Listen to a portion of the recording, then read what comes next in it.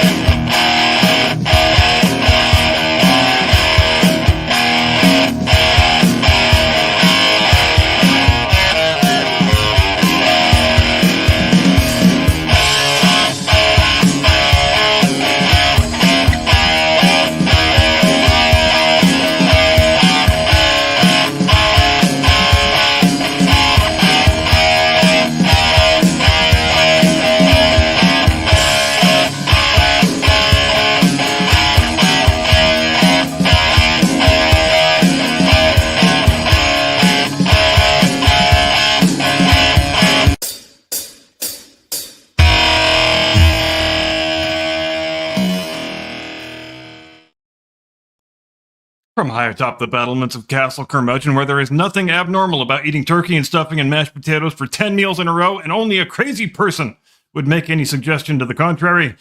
Good evening, Mr. and Mrs. America, and all ships at sea. Welcome to the Last Radius. So good of you to join us tonight. Coming up on a very special Thanksgiving weekend edition of the Worst People in the Whole Wide World Weekly Update, we focus on the forces of cultural erasure and societal decay, for whom the upcoming month constitutes the most important 30-day period on their calendar. It's the month each year when they take great delight in lecturing us about how we should be very deeply ashamed of our history and our culture and our traditions, how all the things we celebrate at this time of year are terribly problematic, founded on the depraved evils of racism and xenophobia and the dreaded settler colonialism, and how we should really stop celebrating them altogether, because the only way to find true happiness and true enlightenment is to sit around eating bugs and dirt and flagellating ourselves for being such terrible, awful, bigoted istophobes. And we know what this is all about, really, obviously. In their heart of hearts, these woke progressive scolds don't really care about the moral and ethical rectitude of their position. They don't actually give one single damn one way or the other about the history and the traditions they seek to marginalize and erase. In point of fact, they view that history and those traditions as merely a series of inconvenient impediments that have to be swept aside so they can be replaced with the globalist neo-Marxist utopia that they, our self-appointed intellectual overlords, seek to impose. The biggest obstacles standing in the way of that project, just as they have always been, are religion and the nuclear family union, and to a lesser extent, the civic mythologies by which nations define themselves and from which they gain their cultural coherence.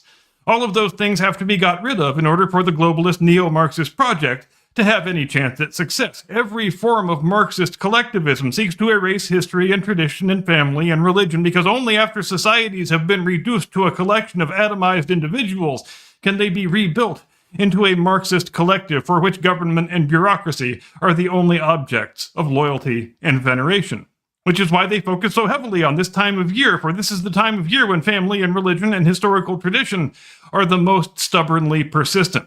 But these phenomena of cultural erasure take on decidedly different forms here in the United States than they do over in the United Kingdom, which may be, at least in part, a function of the fact that here in America, we have what we call the holiday season, which lasts for a month or more and is bookended by Thanksgiving and Christmas, whereas in the mother country, they just have the proverbial 12 days of Christmas. So maybe it's instructive, for our present purposes, to go all the way back to the beginning, to the English Puritans who set sail for the New World aboard the Mayflower in 1620 and subsequently participated in the event that is now popularly known as the First Thanksgiving, which is a fun bit of national civic mythology that was largely an invention of the 20th century after Thanksgiving had already become an official holiday. But there is nothing wrong with having a national civic mythology.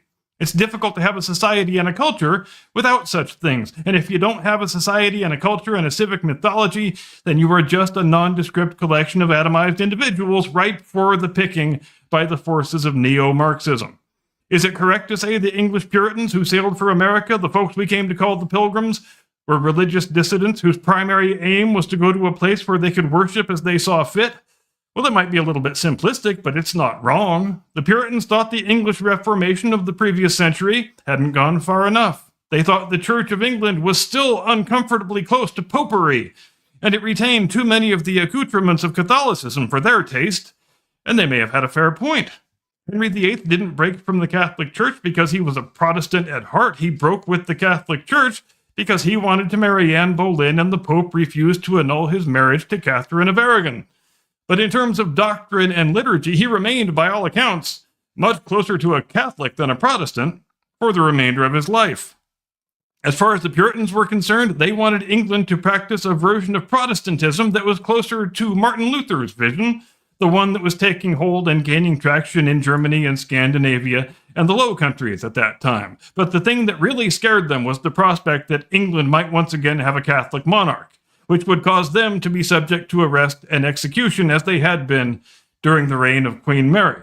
And now, since the death of good Queen Bess in 1603, we have had a Scottish king, and we don't trust the Scots all that much.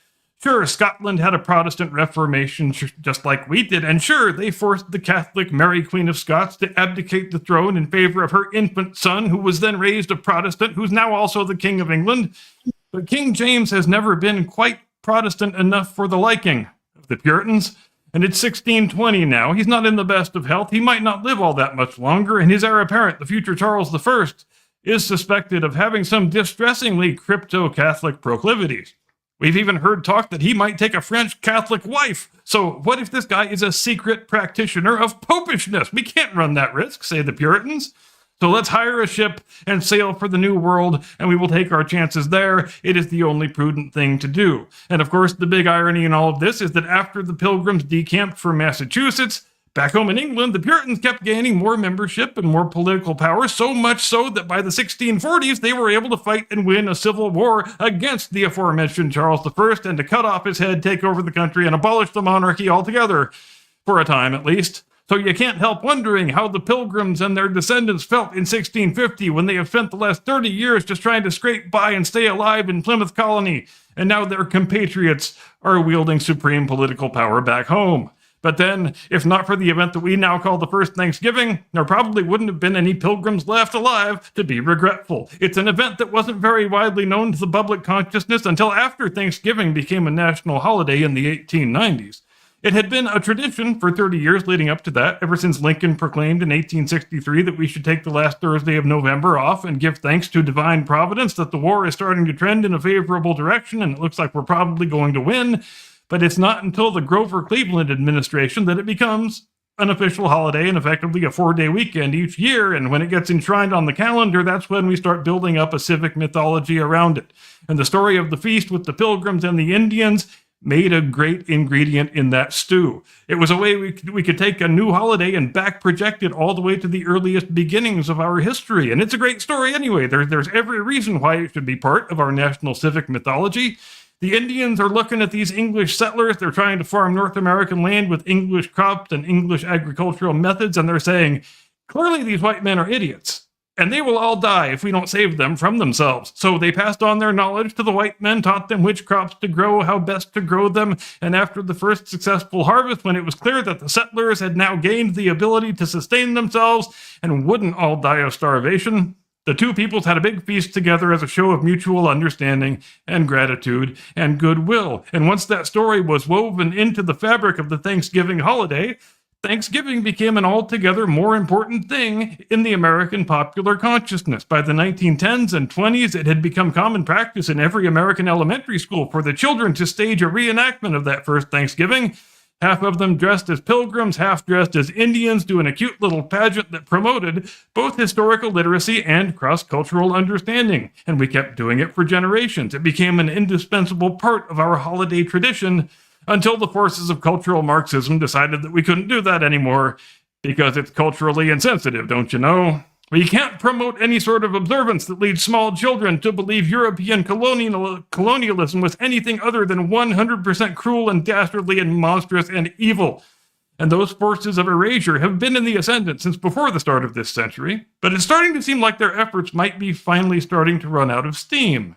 It's a drill to which we have grown so accustomed for so long, where we begin the holiday season with lectures about the evils of Thanksgiving, and we end it with lectures about the evils of Christmas, that if you're under the age of 30, you might reasonably conclude this is just how we have always observed the holidays.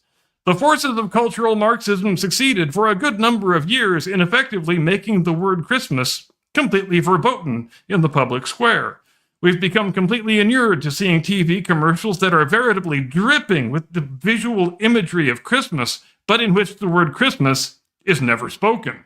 But in the last 2 or 3 years, and maybe this is just me being naively optimistic, but I have seen the word Christmas slowly creeping back into the advertising sphere.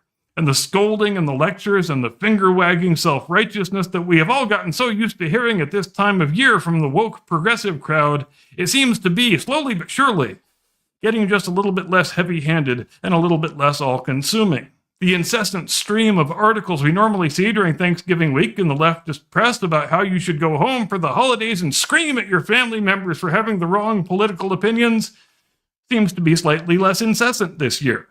Make no mistake, though, there is still a movement afoot, a movement that's had an entire industry built up around it, that seeks to criminalize the celebration of our history and to delegitimize any observances that provide us with a material connection to our cultural memory and our national civic mythology. It will not be defeated easily, but it will be defeated as long as people retain sufficient reserves of moral courage to treat the stupid diktats of our self-appointed societal overlords with the contempt and the mockery they so richly deserve.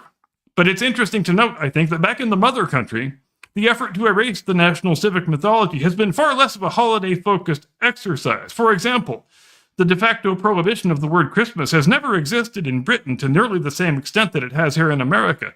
And the effort to rewrite the historical record of the distant past to make it better conform to fashionable present-day notions of political correctness has been pursued less doggedly over there than it has been over here. But then this could largely be a function of the fact that their country has a much longer history than our country does. The rewriting of British history seems to have much more to do with the bizarre practice of race-swapping real-life historical figures, which you don't need me to tell you about if you have seen pretty much any BBC historical drama from the last 10 years or so. But I guess this is just the way things are in BBC land now. There is a new series that just came out about William the Conqueror and Harold Godwinson, the topic we discussed at some length on this program just a few weeks ago, and I am watching the first episode, and it seems good so far, and then, slowly but surely, you start seeing black people in the background, and then as the episodes go on, the race washing gets so severe, you wind up with a scene that depicts the royal court of Edward the Confessor as being full of blacks and Indians and Mexicans and God knows what else. They have made early medieval England look like a United Colors of Benetton ad. Who is this for? What does it seek to achieve? How does it make the world a better place? Well, I can't say for sure, but there seems to be an unmistakable undercurrent that says, if your country's history is full of white people, then your country's history is bad and evil and racist, and you shall not be permitted to view that history in the same way that your forebears have viewed it. I had pretty much the same experience when I watched the second season of Wolf Hall last year, the sequel to one of the best television productions of all time, in my opinion, which wound up completely wrecking itself by this practice of racially diverse stunt casting. The BBC has also gifted the world with a black Anne Boleyn and a black Queen Charlotte in recent years, and there are probably other examples too. Those are just the ones I can think of offhand. When they are confronted about such things, the producers, quite dishonestly, refer to this practice as colorblind casting. But if that were true, it wouldn't only work in one direction. It wouldn't be exclusively an exercise in race-swapping white historical figures for black actors. If you want me to buy the colorblind casting claim, give me a call when Jake Gyllenhaal gets cast to play Martin Luther King Jr., or when they remake Roots with a cast of Irish and Vietnamese slaves, or when a one-legged transgender Eskimo plays Nelson Mandela. We haven't yet seen this phenomenon rear its head in any U.S. historical dramas, and I knock on wood as I say that, hoping the next movie on the life of Abraham Lincoln isn't going to depict him being married to Queen Latifah. So what's the bottom line here? The bottom line is this. No goddamn neo-Marxist piece of shit cultural vandal gets to dictate to you how you are allowed to interact with your country's history and the people and events in it. Nobody has the right to demand that you view the heroes and the personages of the past exclusively through the lens of dumb, woke 21st century social mores. And nobody gets to call you names and cast aspersions upon your character for being proud of the place you are from, for being proud of its culture and its traditions, or for taking umbrage when you see that history being portrayed falsely and dishonestly. Nobody owns your country and its history and its collective memory except you. And that's just about all I've got for today. I hope everyone had a great Thanksgiving with the people you love. Thanks ever so much for your kind attention. And with that, I transmit you into the loving care of my distinguished colleague, your illustrious co-host, the one and only, your friend and mine, Mr. Caucasian Sasquatch. Tactical nuke incoming!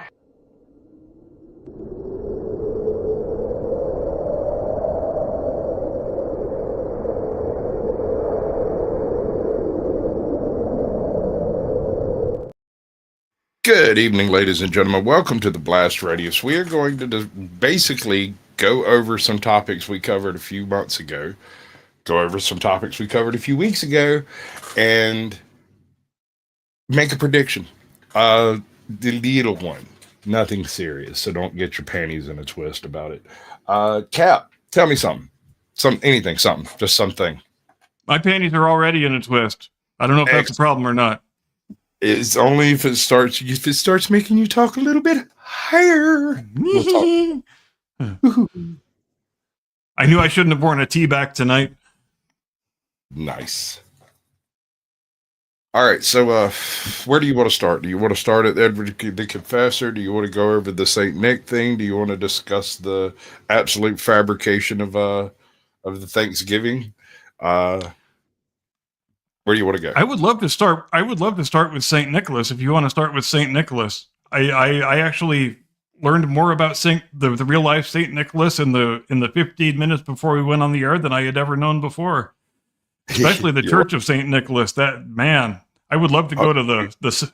I'm not going to say I would love to go to the southern coast of Turkey, but if there was ever some circumstance where I found myself involuntarily being in the southern coast of Turkey, I would love to go to the Church of St. Nicholas, because who doesn't want to see a building that was built in 520 AD over the burial site of the guy who inspired the Santa Claus story? And did you know that the Santa Claus story has its origins in child sex trafficking? I didn't know that, but now I do know that. Here, let's do it this way. Go. I'm joking. Seriously.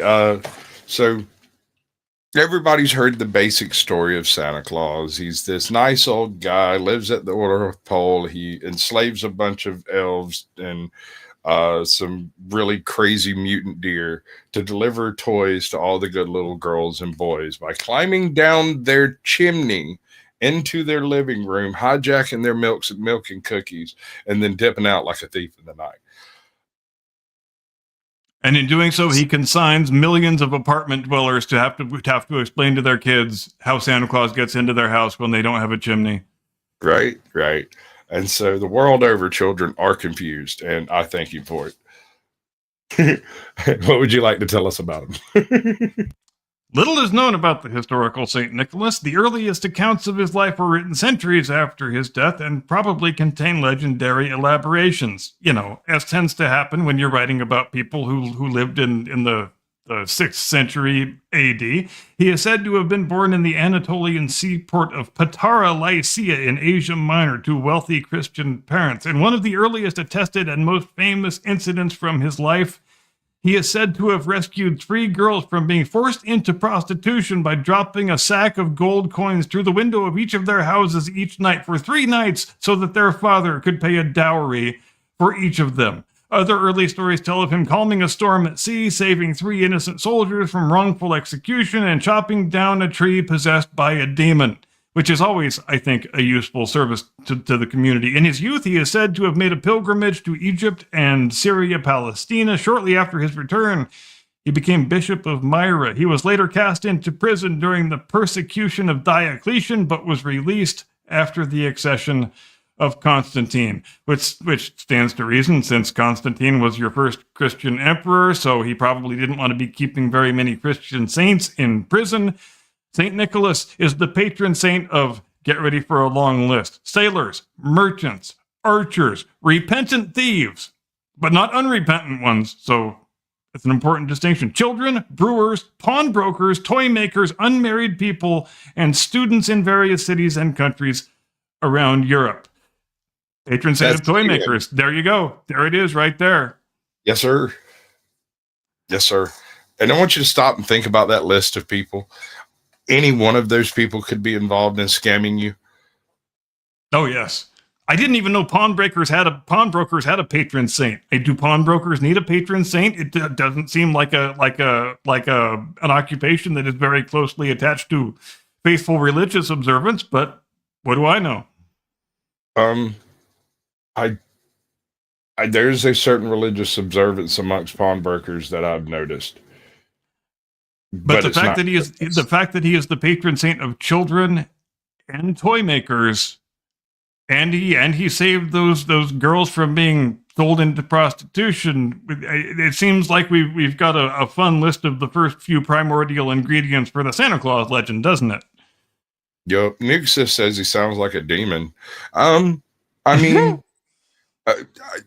we'll get into that in a minute. I'm actually going to take a different tact on it, but go ahead.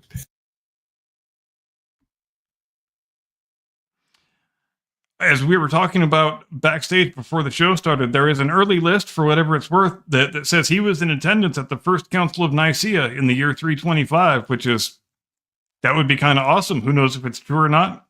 But conversely, he is never mentioned in any writings by people who were at the council. But it seems like we probably don't have the exhaustive list of all those writings since the thing happened in 325, but who's to say one way or the other? Late unsubstantiated legends claim that he was temporarily defrocked and imprisoned during the council for slapping a heretic. Another famous late legend tells how he resurrected 3 children who had been murdered and pickled in brine by a butcher, planning to sell them as pork during a famine. And now the legend of Santa Claus turns right into a horror movie before anybody could know. I say let's roll with it. I bet we could get this on Tubi by freaking New Year. Pickling children in brine is a hell of a thing. That's diabolical, especially selling them as pig meat. And it would work. That's the seki part. It's basically pickled pig's feet.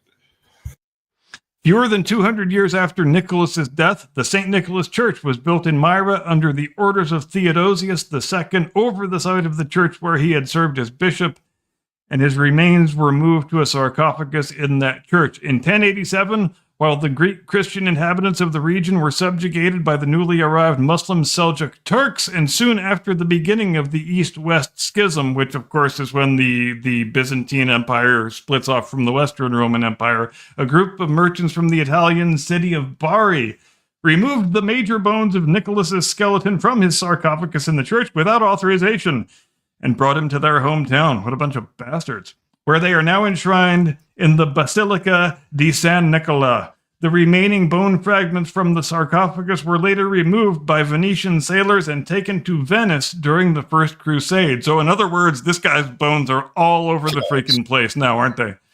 Pause. The Venetians, man. They did say Phoenicians, right? Venetians, Venice.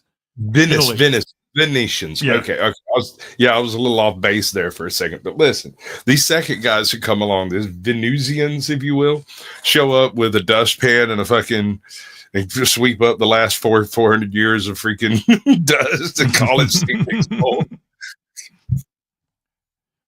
But it's fascinating to consider how you get from this guy to the guy that we call Santa Claus today, which and the intermediary, of course, is the Dutch legend of Sinterklaas, which I think our name for him, Santa Claus, is simply a anglicized bastardization of his Dutch name, if I'm not mistaken. And yeah, based on Saint Nicholas, patron saint of children. He's got other Dutch names that I can't pronounce, and the Feast of Sinterklaas celebrates the name day of St. Nicholas on the 6th of December, which is reasonably close to Christmas, I guess. The Sinterklaas feast is celebrated annually with the giving of gifts on St. Nicholas Eve, 5 December in the Netherlands, and on the morning of St. Nicholas Day, 6 December, in Belgium, Luxembourg, Western Germany, and Northern France. The tradition is also celebrated in some territories of the former Dutch Empire, including Aruba. They even got the Arubans in on this stuff. Imagine that. So yeah, but that lines up with the thing I was talking about in the monologue of where the territories where Martin Luther's brand of Protestantism first gained its strongest foothold in terms of parts of Germany and Scandinavia and the Low Countries and all of those various places. Is it ironic that the places where it caught grip were the places with less defendable locations? It probably is not a coincidence. But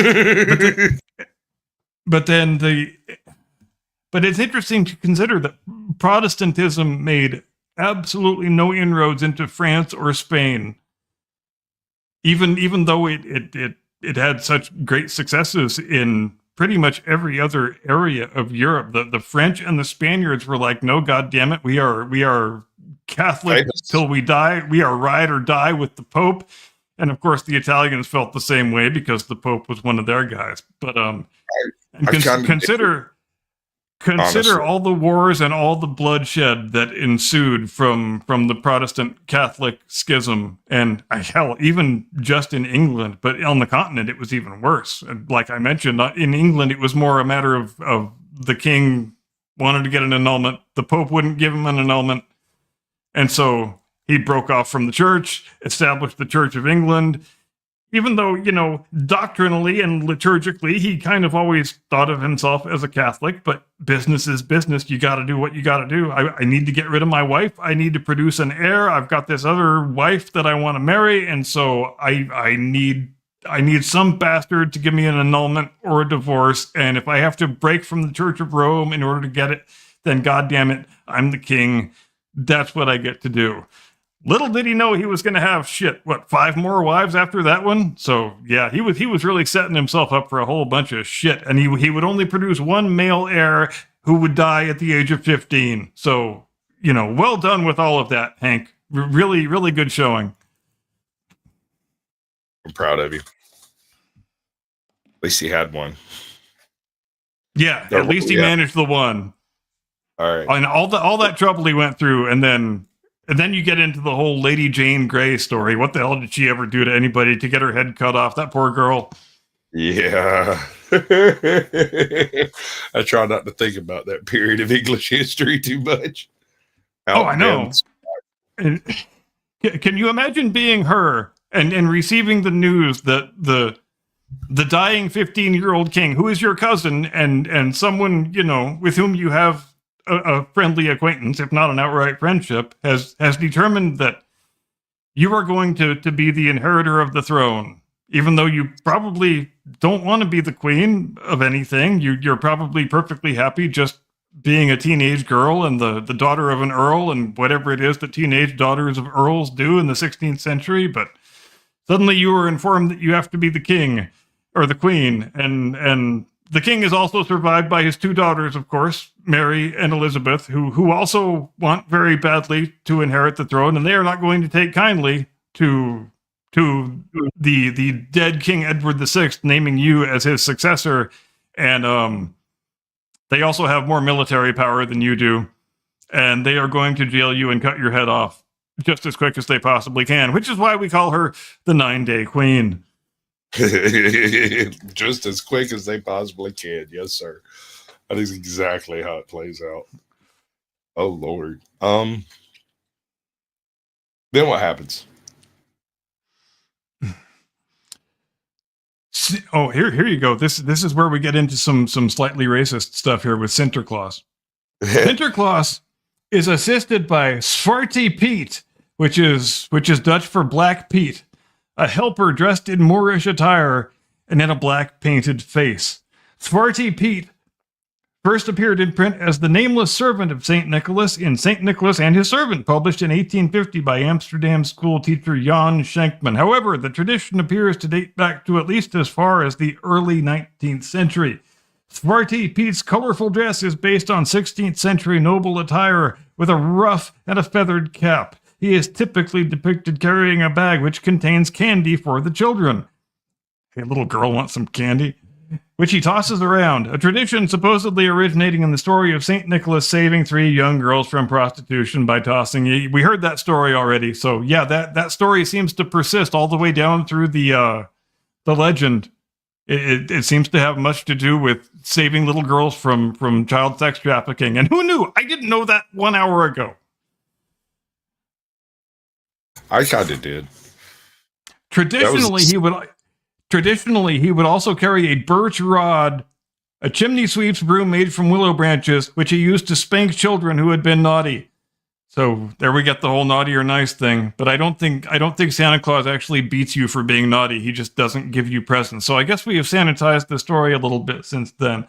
Some of the older Sinterklaas songs make mention of naughty children being put in Zwarte Piet's bag and being taken back to Spain. Jesus Christ. This part of the legend refers to the times that the Moors raided the European coasts and as far as Iceland to abduct the local people into slavery. This quality can be found in other companions of St. Nicholas, such as Krampus and Perry Foothard. In modern versions of the Sinterklaas feast, however, Zwarte Piet no longer carries the rod, and children are no longer told they will be taken back to Spain in his bag if they have been naughty. That might be a useful thing, though, if you're trying to get your kids to go to sleep on Christmas Eve. You don't want Black Pete to come and beat you with a rod and take you back to Spain and sell you to the Muslims, do you? So you better fucking go to sleep. And if not, fake it really good. I know. I feel like I could have made that very useful over the years. Yeah, we transmogrified that and leaving you a lump of coal instead of giving you a. Okay. Let's sidetrack off of that for just a second. Go ahead. No, the lump of coal thing is commonly misunderstood because in early Victorian times, which is when Dickens writes that story, a lump of coal is actually a pretty handsome gift for a poor person because that will keep your house warm through the night. A lump of coal is probably more than a poor person can even afford.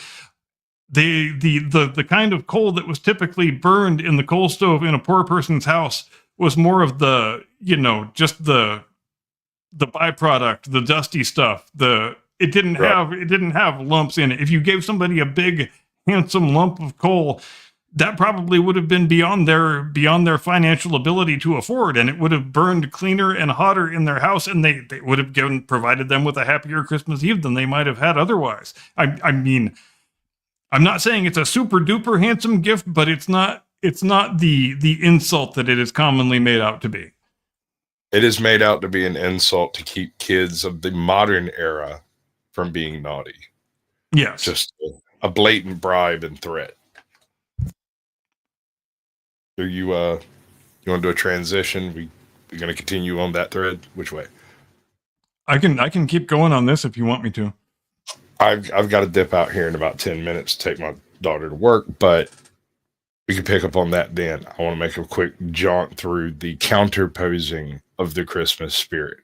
The pagans celebrate almost an identical holiday during the winter solstice. It's got all kinds of names across all kinds of different cultures, but it is essentially the celebration of surviving the shortest day of the year and the rebirth of the sun and the proof that spring is coming and yada, yada, yada.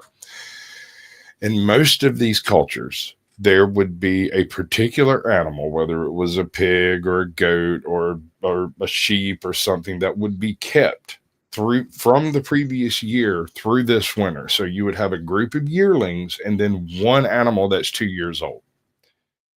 That animal would be slaughtered at the solstice, and the colors of Christmas represents how important this activity was to our earlier forebears. Red, green, and white. That is the color of blood on snow in a pine forest. Boom. Red, green, and white. And that was one of the features of the pagan holidays that went on that could not be extirpated by the Christian church. And so they just adopted it into the modern framework that you see today. And it's also interesting to note that when we got our what we associate as our Christmas traditions, which we got from Britain, of course, Britain actually got them from the Germans because they were traditions that Prince Albert brought to Britain when he married Queen Victoria. Like the thing about going and chopping a tree down and bringing it into the house and festooning it with candles and putting gifts under it. You lucky bastard. You lucky bastard. My mother insisted that we dug that fucker up, brought it in a pot, decorated it, let it live through the entire season, and then replant the damn thing in the yard.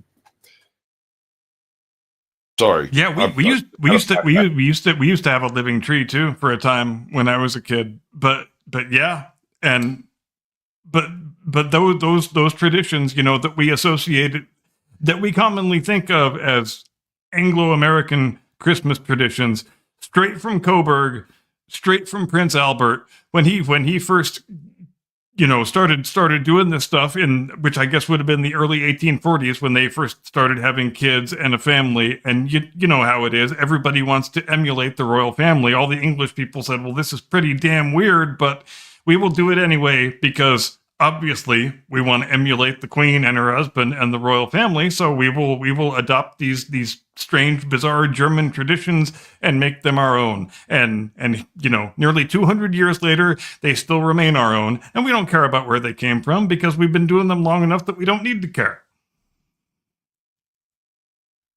Damn right. That is based to keep the tree alive. Yep. Like 25 of them in a row out there on the side of the property. Except Prince Albert actually did it in a way that was contrary to the way he do it. They actually depicted this in the Victoria series that they made about 10 years ago. He went and chopped the tree down, and they actually suspended it from the ceiling and put the gifts under where the tree was suspended. So the tree wasn't actually sitting on the floor, but it was hanging from the rafters, in other words, and it was actually upside down from the way that we commonly associate a Christmas tree from, you know, it sits on the floor and it's in the same direction as when it was growing out of the ground, but suspended from the ceiling upside down. We didn't retain that part of the tradition, probably because it caused a lot of fires, I would guess, and probably a lot of people died fairly horrible, gruesome deaths from trying to do that in their own homes. So sometimes it's good when you dispense with certain portions of the tradition and keep the other ones that might be more sensible, but who knows? I can't say for sure. It's obviously that time of the year is significant. The only places I know of that don't celebrate it especially are equator tribes and whatnot. The various, although there are a couple of those that actually had a very different, like the Mayans around the same time period during the transition of the sun there. They kind of did a bunch of blood sacrifices. So did the Norse, for that matter. They would do what wasn't the trip to Uppsala? Yes, the Mesoamericans did enjoy their human sacrifice. That is for damn sure. But to your larger point, it's true that there has never really existed any culture on this planet that hasn't made some kind of commemoration around the portion of the year that goes from the harvest to the winter solstice. It is seen universally, and every culture arrived independently at this conclusion that it is seen as an important time of the year that is worthy of being marked and commemorated and having festivities associated with it. And it's one of the fascinating common threads that runs through all of human culture, when that everybody arrives at it in isolation, even without any outside contact. And it's just, one of those things. The harvest comes in, and it's a good. Go ahead. I said, I'll be right back. Go hog wild. Okay. How about if I read out some Today in History? And if y'all get tired of hearing me read out Today in History, I will keep one eye on the chat. And, or if there's something that you want to talk about or ask a question about, do feel free to fire away. Okay. November 30th. That's what today is, right? In the year, what is this? In the year 883, Abu al-Abbas celebrates a victory parade in Baghdad, following the suppression of the Zanj Rebellion, the largest slave revolt in the Arab world. And they had a lot of slave revolts in the Arab world, so that's probably really saying something. In the year 978, the Franco-German War of 978 to 980, Holy Roman Emperor Otto II lifts the siege of Paris and withdraws. One of many sieges of Paris that have existed down through the ages. Paris has been laid siege to lots of times, and the Parisians usually surrendered, but, what do you do? 1707, Queen Anne's War, the Second Siege of Pensacola, comes to an end with the failure of the British Empire and their Creek allies to capture Pensacola, Spanish Florida. That's kind of an overlooked period in the colonial history of North America. There was a lot of fighting done over the Florida Peninsula, and the Spanish held on to it for quite a while before the English finally got a hold of it, and then it obviously subsequently became American, but that doesn't happen until the early part of the 19th century. 1718, the Great Northern War. King Charles XII of Sweden dies during a siege at the fortress of Fredrikstad in Norway. And what a bummer that is for King Charles XII. 1782, the American Revolutionary War, the Treaty of Paris. Representatives from the United States and Great Britain signed preliminary peace articles, later formalized as the 1783 Treaty of Paris, which I did a video about not too long ago. So you should go and watch that video after this show's over, if you are so inclined. 1786, the Grand Duchy of Tuscany under Pietro Leopoldo I becomes the first modern state to abolish the death penalty. 1786, that's pretty early on to abolish the death penalty. How about that? I don't know how I feel about that. I'm kind of a fan of the death penalty myself, but we'll just leave it at that. 1803, the Balmis expedition starts in Spain with the aim of vaccinating millions against smallpox in Spanish America and the Philippines, which obviously a worthwhile enterprise. We don't want people to have smallpox. And Dr. Edward Jenner, we can thank him for the fact that it doesn't exist anymore, even though it was kind of a hard sell. He was in one of my videos just the other day, as a matter of fact. He was responsible for the invention of the smallpox vaccine is one of the greatest discoveries in the history of human scientific inquiry. And what happened when he first came up with it? He was dismissed and shouted down as a crank and a heretic by the established mainstream medical authorities of the day because, people don't like to be wrong. But Jenner was right, and he eventually proved he was right. And all those other guys in the mainstream establishment were a bunch of freaking idiots. 1803, in New Orleans, Spanish representatives officially transfer the Louisiana Territory to the French First Republic. And it's only not too long after that, just a couple of years before Napoleon sells it to us. And And then we send Lewis and Clark out to see what's there. Doubled the size of our land territory. Only cost us $15 million. Napoleon thought he was getting a great deal. I think we got the better deal. Personally. 1853, the Crimean War. The Imperial Russian Navy under Pavel Nakhimov destroys the Ottoman fleet under Osman Pasha at Sinop, a seaport in northern Turkey. The Crimean War was a hell of a thing. I guess if you're British, you're probably more familiar with the Crimean War than Americans are. But the point of the thing being that the Crimean Peninsula has been a strategic choke point and object of conquest and attempted conquest for a hell of a long time, just as it is today between the Russians and the Ukrainians. And it's been that way for 1,000 years. It might be that way 1,000 years from now.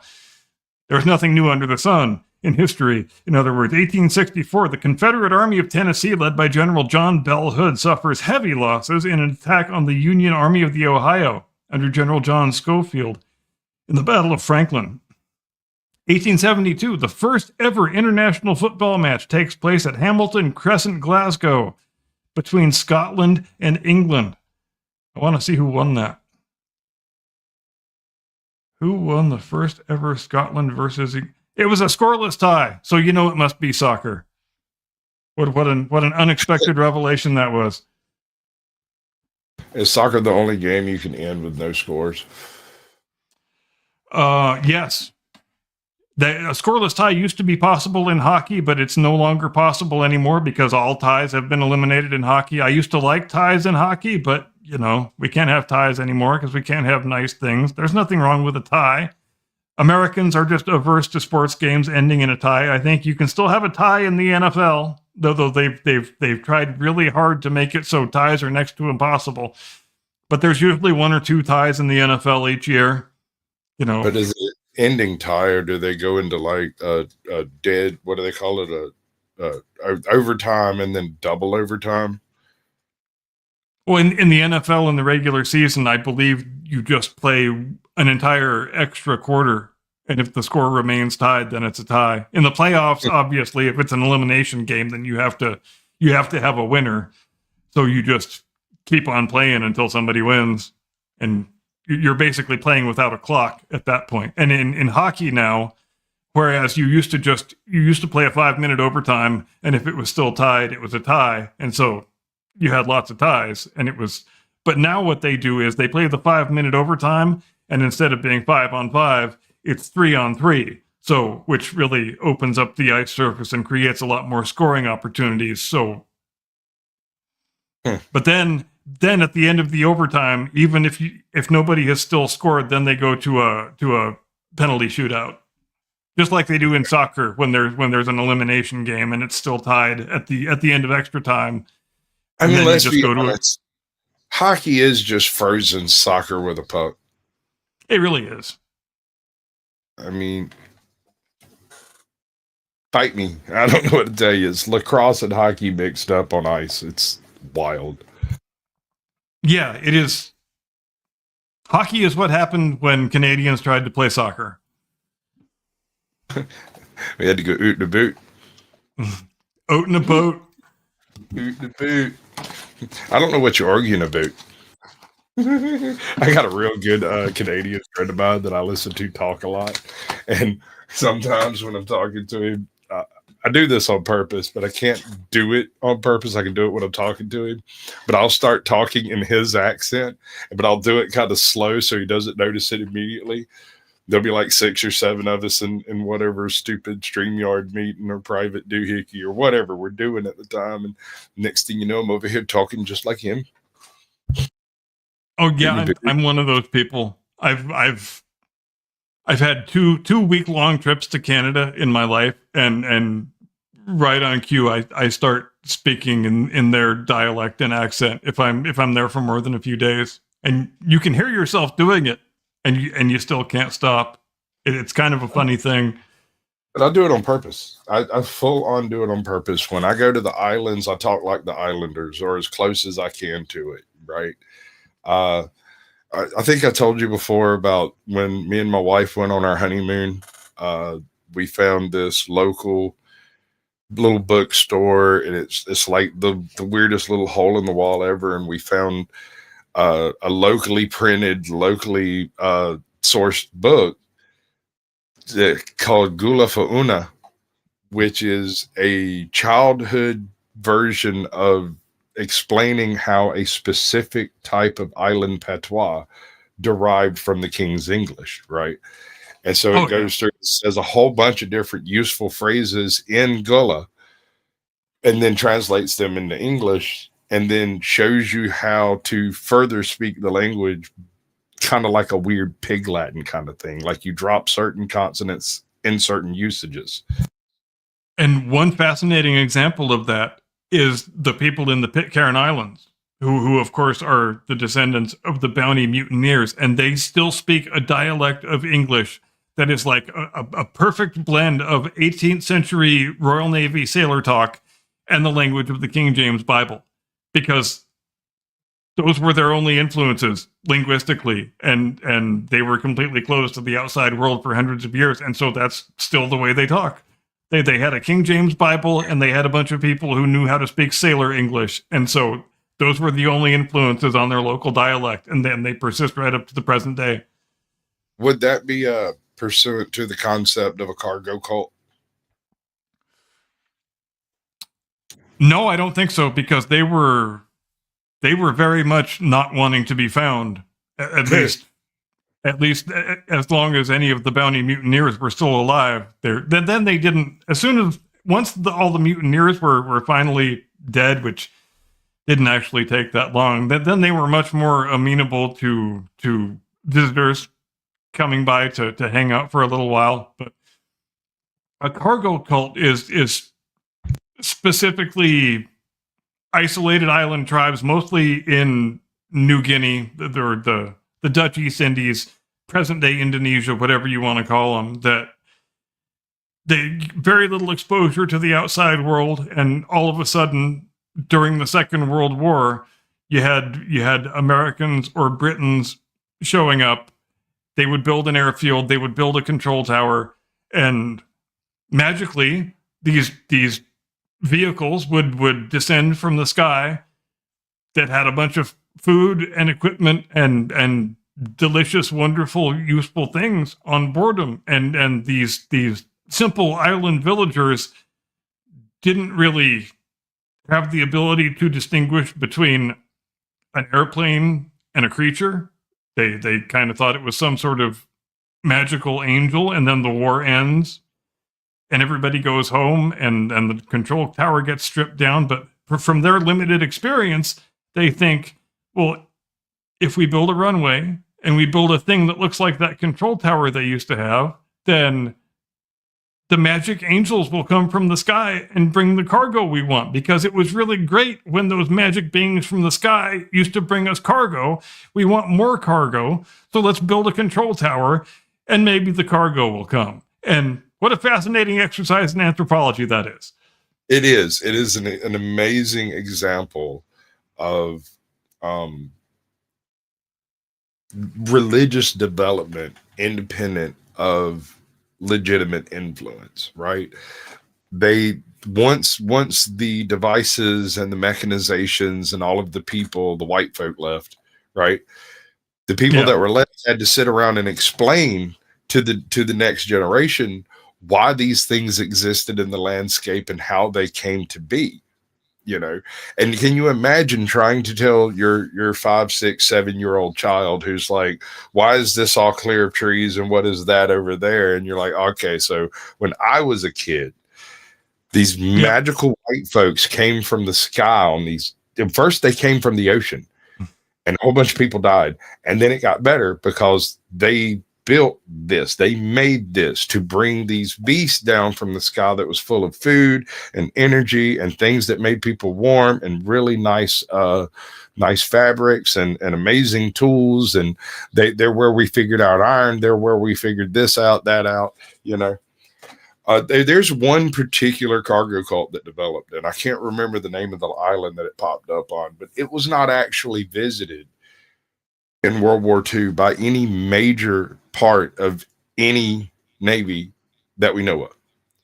Right. It's just They just got word from somebody, from the people from some other island, that stuff had happened, and then they said, "Well, shit, it might as well be worth a shot, right? No, Build us a runway and a control tower." Was a byproduct of an English pilot crashing, surviving for 8 or 9 months until he saw a ship and he popped his freaking life raft and rode out to the ship and left. And a cargo cult concept, a cult built up around where the plane had crashed.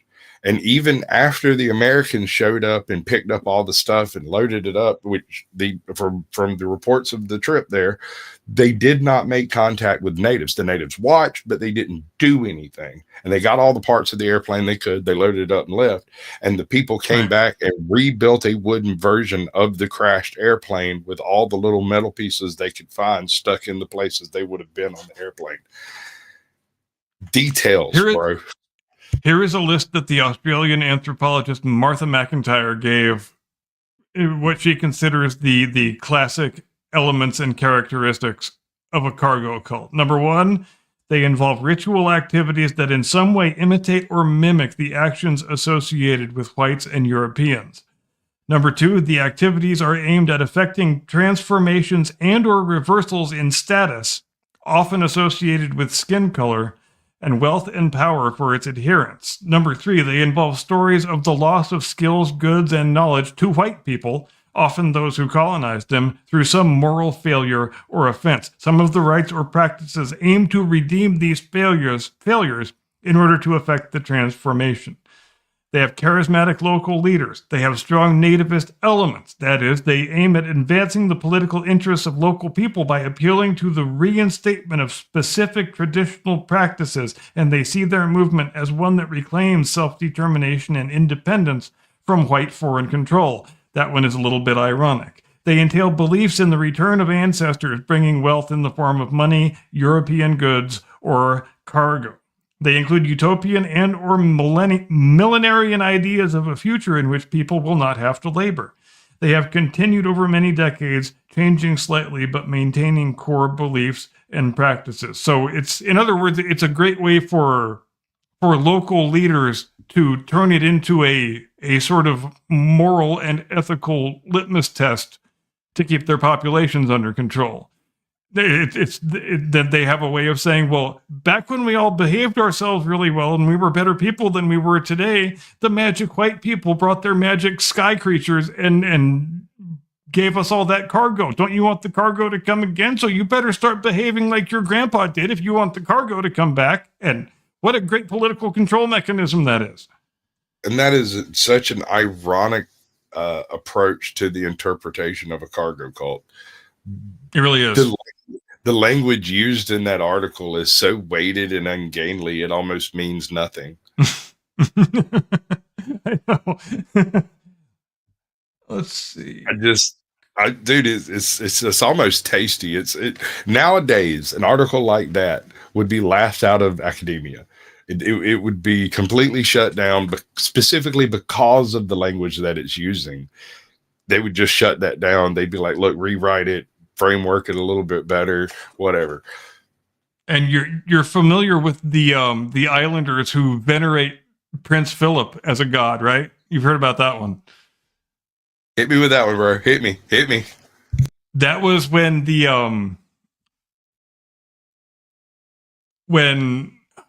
when did they visit? Okay, I'll just read the article. The Prince Philip movement is a religious sect followed by the Castome people around the villages of Yahonen and Yake on the southern Tanna Island in Vanuatu. It is a cargo cult of the Yahonen tribe who believe in the divinity of Prince Philip, Duke of Edinburgh, consort to Queen Elizabeth II. According to ancient tales, there was a son of a mountain spirit who then traveled to a distant land. There he married a powerful lady. One day he would return.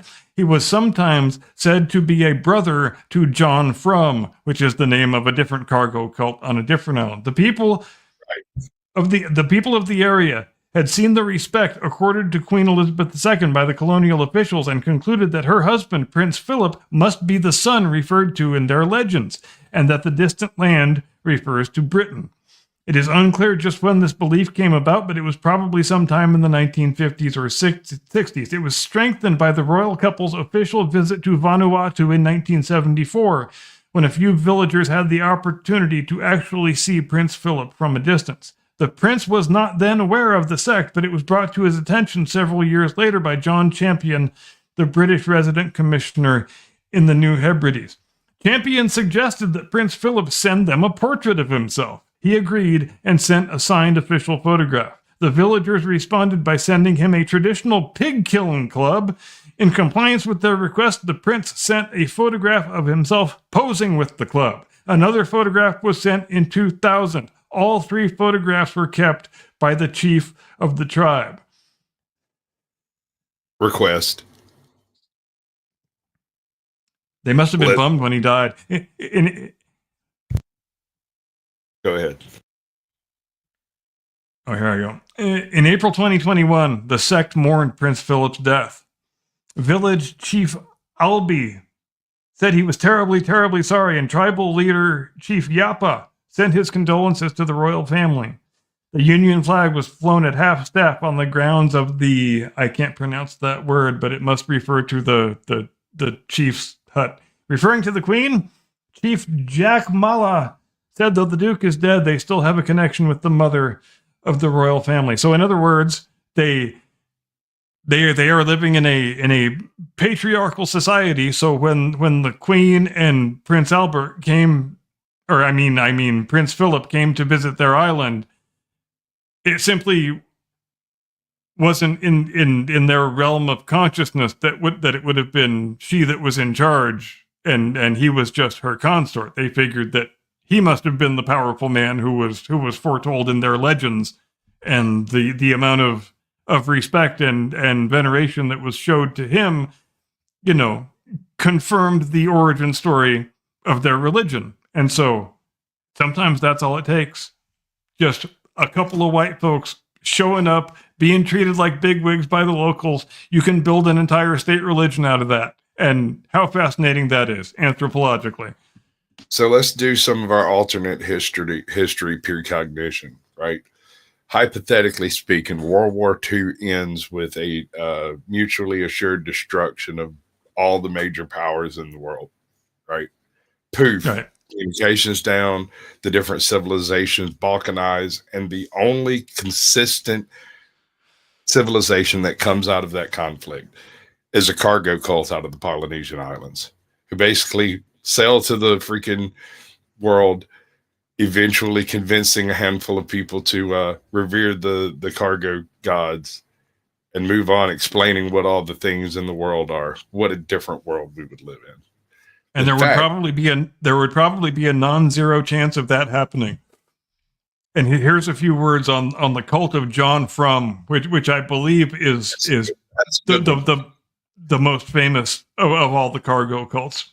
John Frum is a figure associated with. Hold on. Sorry? John Frum. The reason this man is named John Frum is because they don't know where he was from. They thought it was his name. John Correct. Frum. And they didn't understand the next word, and so it was just never recorded. Yeah, he introduced himself as I'm John from such and such, and all they remembered was John Frum. And that was all it took for him to become their deity. He's a figure associated with cargo cults on the island of Tanna in Vanuatu, formerly the New Hebrides. He is often depicted as an American World War II serviceman who will bring wealth and prosperity to the people if they follow him.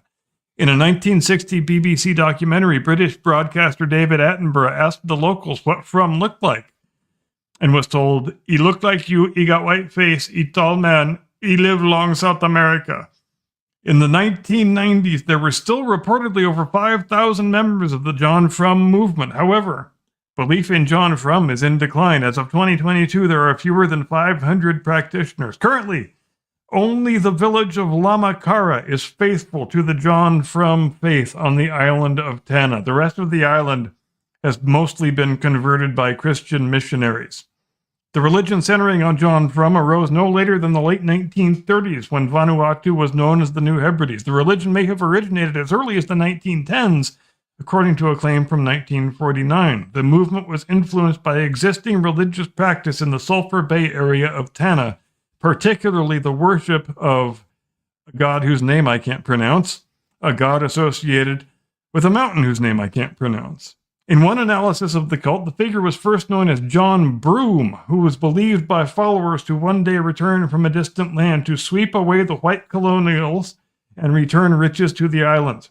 In some versions of the story, a native man named Manahivi, using the alias John Frum, began appearing among the native peoples of Tanna dressed in a Western-style coat, assuring the people he would bring them houses, clothes, food, and transport.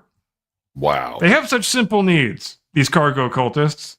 Well, I mean, they live on tropical islands in the middle of the ocean, eating nothing but fish and game that they catch for themselves. It's beautiful. They want you to just bring them some food that they don't have to kill themselves. Maybe some clothes that they don't have to weave out of whatever the islanders make their clothes out of. A metal knife. Yeah. Oh my God. The greatest of all cargo. Yes. Yeah. Metal. That you don't have to smelt yourself. Yep. Something I can make fish hooks out of, and I'll be the biggest man in the village then. Right. Exactly. Although I've always wondered, I've always had a bit of an issue with, the classical description of putting down the noble savages with our superior firepower. How much superior is a single shot musket over a bow? Yeah, and the first thing I think of when you say that is the Battle of Rorke's Drift. Zulus? Which I'm sure. Yep. Yeah. That's exactly what they figured it out. Yeah, which the movie Zulu was about, of course, and that was 150 British infantrymen with rifles against 4,000 or 5,000 Zulus with spears and shields made out of whatever their shields were made out of. But hey, it was a closely run thing, but the guys with the guns won eventually. But it was a hell of a battle, that's for damn sure. It is to this day studied in virtually every military academy all around the earth, but for the specific reason that there is no explicable reason why the Zulus lost. They should have overrun that position. Historically, the reason that's given that the Zulus lost that battle at Rorke's Drift is they did not know how many Englishmen were in there, and they thought there were 1,000, and so they never rushed them. And didn't their commander tell them perform some ritual that was supposed to make them impervious to the British bullets, or is that another battle I'm thinking of? That was it. That was the one. I can't remember what the details were. I don't know that I ever read the details of it, but I think it was the second. What was that, like 3-day battle? Something like that? Yeah, and the British strength was 140, and the Zulu strength was between 3,000 and 4,000. Right. And it goes from 22 January to 23 January 1879. And yeah. The British were being commanded by a couple of lieutenants, one guy from the Royal Engineers and the other guy from the 24th Regiment of Foot. Bromhead, who was famously played by Michael Caine in his first major role, was in Zulu, if I'm not mistaken. There's one more feature of that battle. Weren't the British on the only source of water in like 30 miles or something like that of potable water? I believe so, and that's why they had built that particular encampment right there, if I'm not mistaken. Right, and in order for the Zulus to gather water, they had to send a significant portion of their force out to collect it 20 miles away or something like that. And the Zulus had just previously defeated the British in the Battle of Isandlwana. Yes, that's early in the day on 22 January, and then they had to travel 6 miles to get to Rorke's Drift to engage in that attack. And so that was probably That was probably a pretty grueling march because you're in January, you're right in the middle of the southern hemisphere summer, so it must have been pretty goddamn hot. I bet you. Yes, sir. Just can you imagine charging? All right, so let's look at it from the Zulu's perspective. This is a enemy that has never been bested on any field of battle that you've ever heard of. Anytime the English take the field, they take the field. That's history as far as you know, right? Yep. But you beat them yesterday. You won. We won. Yeah. And we defeated them when they had more guys than they have at this place. So how can we not win again? It's inconceivable that we don't win again. That's true. But one of the critical points of the failure of the Zulu to commit was the lack of knowledge of how many troops were in there. They knew that the previous location, what was the other battle, the first battle? Isandlwana.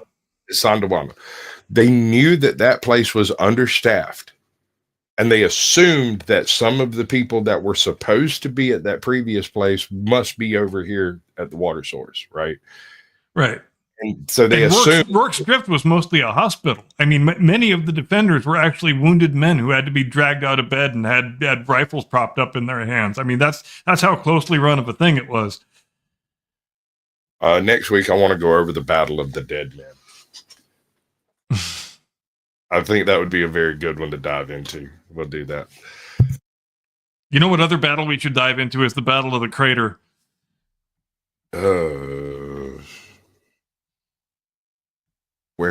Where's that one? When a couple of thousand Union men just ran into the bottom of the crater and got trapped, and it became a turkey shoot for the rebels. How have I not heard? I'll pull it up. Oh my God! I'm sure you've heard of it. I'll start reading out the article, and it'll start being familiar to you. Okay, I accept your terms, sir. All right, we are 30 July 1864. The Battle of the Crater took place. Siege of Petersburg. It was ancillary to the Siege of Petersburg. It occurs on Saturday, July 30th, 1864. Army of Northern Virginia against the Army of the Potomac. After weeks of preparation, on July 30th, Union forces exploded a mine across from General Ambrose Burnside's 9th Corps sector, blowing a gap in the Confederate defenses of Petersburg. Instead of being a decisive advantage to the Union, this precipitated a rapid deterioration in the Union position.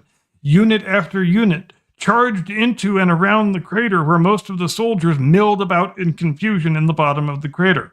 Grant considered this failed assault the saddest affair I have ever witnessed in this war. The Confederates quickly recovered and launched several counterattacks led by Brigadier General William Mahone. The breach was sealed off, and the Union forces were repulsed with severe casualties, while Brigadier General Edward Ferrero's division of black soldiers was badly mauled. It may have been Grant's best chance to end the siege of Petersburg. Instead, the soldiers settled in for another 8 months of trench warfare.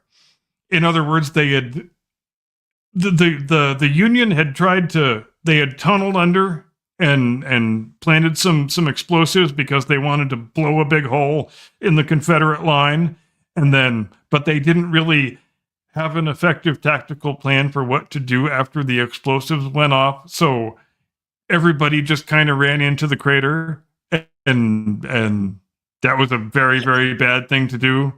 And they all got trapped and just completely shot to shit by the defenders. Right. Well, the defenders were capable of merely backing up a few feet and using to try to cast down by the crater as defensive bulwarks until they could improve them.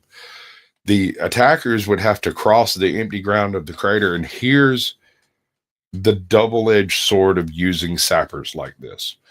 The soldiers that you're sending into the breach are basically blind, deaf, and dumb when they go in there. The blast of those types of explosives are so huge and so loud and throw up so much dust that the first ones through the breach have no idea where they're going, what's happening, what's going on. And neither does the last guy. Think that through. Yeah. So, and all they know how to do is charge when they're told to charge. So when they hear the bugle call, they just go forward when they're told to go forward. And if you don't have effective communication from unit to unit and unit to higher command, you can get a travesty like this in which the Union force took almost 50% casualties. Their total force was 8,500, of which they lost 3,798, which even by Civil War standards is just a fearsome bloodbath. That's a massacre. That is a massacre, indeed. Even if you have a plan for what to do after the sapper charge goes off, if the people involved in the plan are incapable of seeing, hearing, and communicating, there's no guarantee that the plan will move forward into the fog of war. And that is a perfect example. And it needs to be made clear and impressed upon all the unit commanders before you set off the explosives that there is no need for us to charge in and try to take the crater. We are trying to subdue the men that have been displaced by the crater that our explosives have created. So we don't just want to run down into the bottom of the hole and turn it into a turkey shoot for Johnny Reb. We want to stay on the high ground and, we have created a breach in their lines, but we don't want to go where the breach is because that's where the big hole is. We want to exploit the confusion that our explosion has created among the forces that are on either side of the breach we've created before they have a chance to consolidate their defenses. And it shouldn't have been that complicated of a message to pass on if you had, competent commanders in the field. Bangalore's would have fixed this. Bangalore's would have fixed this. Bangalore's would have fixed a lot of things in that war. The difference between a sapper charge and a Bangalore is the shape of the depression created. The Bangalore creates a nice, lovely, clean path to walk down. It's a straight line. You run, and it even throws up a little bit of a berm on both sides when it goes. It cuts all the wire out. There might be a few bits of metal and whatnot in there, and whoever invented the Bangalore was a national hero because that was the first thing we ever came up with that could effectively breach barbed wire just like a knife through butter. Yup. And that was also, man portable. It takes a squad to move them, but you don't make a squad of Bangalore carriers. You put 3 Bangalore carriers in every squad. And then when they get to the place they want to make the breach, you see how many Bangalores you got and you link them all together like one of those old toy tractors that you used to be able to get from like the He-Man. Well, yeah, it's got, if I'm not mistaken, it's got 3 components to it, and you screw them together largely like a 3-piece pool cue, and then you just pass it to the forward guy, and he sticks it all the way into the. It can go so much further than that. Each person carries a 3-piece set, and you can put the 3 pieces together, and they all put their 3 pieces together, and then you take the 3-piece set and put those 3 together, and you can make a 30-foot long freaking pathway to walk straight into wherever you're going. As long as you can run more of them out, they link together with blasting caps. They're freaking genius, dude. I know. I want to pull up some information on that son of a bitch.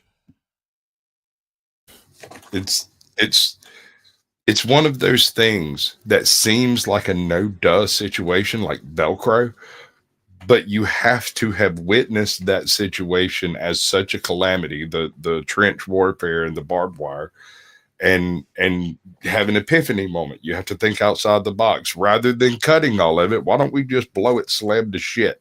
Sounds like a very American invention to me. Wow, it's designed in 1912, but it's never brought to bear, at least not by Americans, until the Second World War, 1943. The official name is the Bangalore Torpedo. An explosive charge placed within one of several connected tubes. It's used by combat engineers to clear obstacles that would otherwise require them to approach directly, possibly under fire. It is sometimes colloquially referred to as a Bangalore mine, Bangor, or simply Bangalore. as well as a pole charge. Per United States Army Field Manual 5-250, Section 1 through 14, page 1 through 12, the primary use of the torpedo is clearing paths through wire obstacles and heavy undergrowth. It will clear a 3 to 4 meter wide path through wire obstacles. And man, when you're trying to get a platoon off a beach, a 3 to 4 meter wide path is like a gift from God, dude. Are you kidding me? Right. Dude, and also, part of the effect that it has is to blast that 3 or 4 foot wide path, completely clear anything that's not rock, or 3 feet deep of sand. And so, when they were approaching the specific beaches they were going through dunes initially for the most part. And those Bangalores were worth their weight in gold, bro. It was the Bangalores that got the armor on the beach. It was the Bangalores that got the troops off the beach. It was the Bangalores that laid out a double handful of the eagle's nest here, there, and everywhere up there. All of the machine guns. Without those things, I mean, your entire company is pinned down for God knows how long, half hour, 45 minutes, an hour, while you're trying to clip through that damn barbed wire with a pair of wire cutters.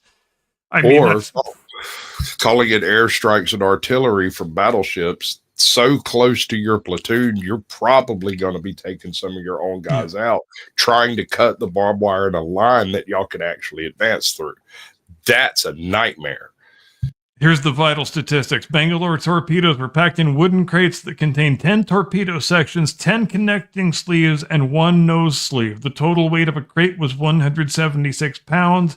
Each torpedo section was 5 feet long, 2¼ inches in diameter, and weighed 13 pounds. So yeah, it basically takes 2 guys to move the entire thing, but it's man-portable for purposes. Man-portable in terms of the fact that you don't need a vehicle to move it, in other words. Well, a single unit. They were useful in single units and put together. The beauty of it was the fact that 2 of them, 20 foot long, would make a 15 foot wide road that a tank could drive through. That's what made them so damned useful for D-Day. Not in the initial insertion into the French countryside, but then the advancement of the armor. Without the Bangalores, none of that shit. It would have taken a week. Yep, and we couldn't have just done it with Hobart's funnies either. Even though Hobart's funnies were brilliant inventions in their own right, we needed something like the Bangalore in order to make our purpose actually feasible in the real world. Each end of the torpedo was filled with 4 inches of TNT booster, while the middle section contained an 80-20 Amatol mixture. The explosive charge weighed about 9 pounds. Each end of the torpedo had a recess to accommodate a standard Corps of Engineers blasting cap. Torpedo sections could be attached together via spring clip-equipped connecting sleeves. A blunt nose sleeve was provided so that the assembled torpedoes could be pushed through obstacles or across terrain without getting stuck. Yep. Absolute genius.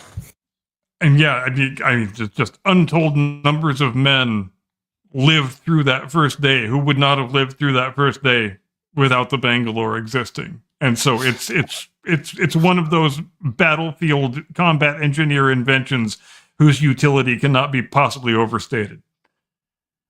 I propose that the breach would not have occurred. What was it? Was it Sword Coast that breached? Was Sword Beach? I can't remember which was the first breach. Dog one. I don't know which. I think it was Sword. Omaha. My bad. Omaha. It was Omaha Beach. Sword was British. Yeah. And the other one was freaking Canadian. But anyway, Juno. Australian. Right. Yeah. So Juno was the breach. No. Well, I thought Omaha was Omaha and Utah were where all of the heaviest shit went down, which were our 2 beaches, obviously. So we got to deal with the worst of it. Yeah. But yeah, it was even though Omaha was the most heavily defended, it is also where we made the first breakthrough because we're badasses. Well, I mean, that kind of goes to some stuff that Sun Tzu said about appearing strong where you are weak and weak where you are strong. We attacked them there with a huge force, not really expecting to breach. It was the possession of Bangalore technology that got us the breach that was needed. Otherwise, I fully believe it would have been breached in Juneau. And hell, we were halfway through the first day, and Hitler was still convinced that Normandy was a feint, and the real attack was coming in Calais, and he wouldn't release his armor to go from Calais to help reinforce Normandy. And what a spectacular fuck up on his part. Rommel was losing his freaking giblets about the whole thing. Like, he was like foaming at the mouth. He had been preaching that the exact invasion that we did. He did every possible thing he could do to make those defenses as robust as possible. And he just did not get any help from his Fuhrer because Hitler just couldn't accept for the life of him that they would actually stage, that we would actually stage the main part of the invasion across the widest part of the channel to the area that he had defended most heavily. But that's what we did, and it messed with his head so badly that he just couldn't effectively respond to it, and wasted an entire day thinking that the real attack was coming at Calais when it was never coming at Calais. But that was also a lot of that has to be chalked up to the deception plan. Yes, that and all was the fake and all the fake radio traffic and all the blow up rubber tanks and that whole. I can't remember the name of the operation. I should be able to remember it, but I can't remember it off the top of my head. But and yeah, he was completely convinced that the main force was going to be under the command of Patton, and it was going to be targeted at Calais. And meanwhile, Patton was just sitting in an English country house somewhere, pissed off that he didn't get to participate in the invasion. But my God, how well the deception worked. Phantom Army called First U.S. Army Group FUSAG. Completed yes, FUSAG, that's it. Yeah, dude, those guys, the planning of that branch of insanity was serendipitous as hell, and basically came down, and I can't remember the individuals involved, to a general having a conversation with a literal stage magician who they were not discussing tactics, they were discussing magic. And they had the conversation about how the biggest, most important thing you can do is make sure the audience is not looking where the trick is taking place. And that grew into the concept of some of the funnies tanks as a byproduct of funding that went that way. But mostly it was the inflatable tanks, these weird wooden boats, these freaking, dude, genius. And a lot of the guys we had engaged in that work were Hollywood special effects guys. And they acquitted themselves just brilliantly, because the Germans were absolutely, completely fooled, because it was not a half-assed deception operation. It contained deceptions on every single level. You had fake vehicles, fake radio traffic, fake troop movements, every single thing you could do to create confusion and a false impression on the part of the enemy as to where the main body of the invasion was going to take place, we did. And you take any one of the ingredients out, and it might not be a successful deception operation. And it's, again, the fact that it created such confusion on the enemy side resulted, just like the Bangalore did on the ground level, as the result is that a lot of men lived who would have been massacred on the beach otherwise. And is it that time already? Am I doing the thing? No, you have a donation. You should acknowledge it. Super chat. Oh, Alfie, thank you so very much for the $2 super chat. I sure do appreciate it. I will do any funny song and dance you want me to do in exchange for that $2 super chat. I made something for them. This one's for you, buddy. Nice. This one's for you. Nice. Yeah, I can do that. See how talented I am? We're good at this. Yeah, you confused me. I didn't know if it was time to do the thing. It's almost time to do the thing. It is almost time to do the thing. I want to discuss a real quick jump into the dead man. the dead officer that never existed. They took a bunch of fake Operation D-Day Mincemeat. Mincemeat, yes, sir. Thank you. God, I wish I could remember names like that. They put a bunch of fake plans that basically was exactly what Rommel was expecting, right? He was expecting the Calais thing, and that's what they painted out was everything that they had been warned would be, that this was going to be a catastrophe. There was no taking Fortress Europa without the deception, period. Yes. And every single aspect of the deception, you know, right from Operation Mincemeat all the way up to the blow up tanks and the fake troop movements.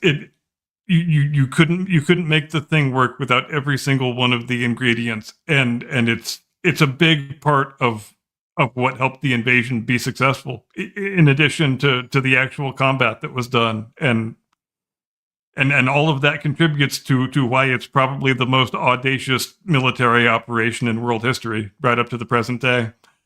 Facts. Do the thing. Ladies and gentlemen, thanks ever so much for joining us here on the Blast Radius tonight. We sure hope that you had a fantastic Thanksgiving weekend with your families and friends and those you love. We hope you've eaten turkey and stuffing and mashed potatoes for the past 10 meals like I have. That's what makes it the best week of the year. We will see you back here next Sunday evening, 8 Eastern, 5 Pacific, same time, same place. As we always do, we will talk about some fun, edifying things, as is our habit, including cargo cults, including Bangalores, including obscure medieval European history. You never know what we might get into. So, yeah, we hope you have a great day tomorrow and an edifying day after that and a thoroughly fulfilling week. And we will see you next time. Get off my lawn. This one's for you, buddy. Nice. Good Lord, it's just